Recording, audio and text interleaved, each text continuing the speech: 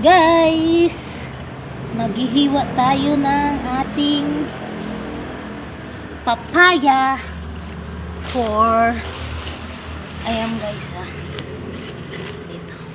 Malaking puno na to siya guys. So, ano natin.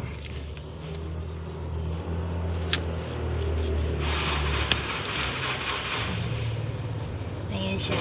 Ayan. Ayan siyang papaya. May bulaklak na siya guys. Ayan, may bunga na rin. Kaya lang hindi siya nabubuhayan ng bunga.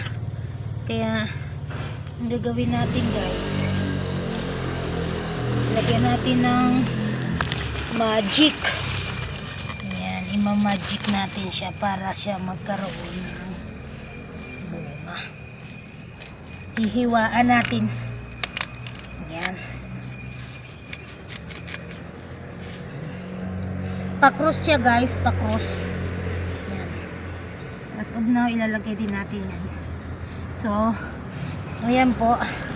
Marami akong tanim na papaya.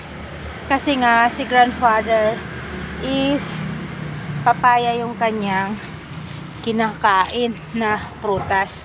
Ayan guys, dito lang naman to sa aking mini garden sa likod. Ayan. Para makalibre tayo ng gulay sa pang-araw-araw. Yun lamang po.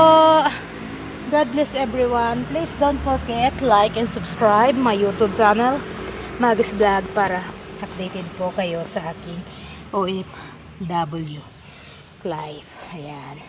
Sa bansang Taiwan. God bless everyone. Bye-bye.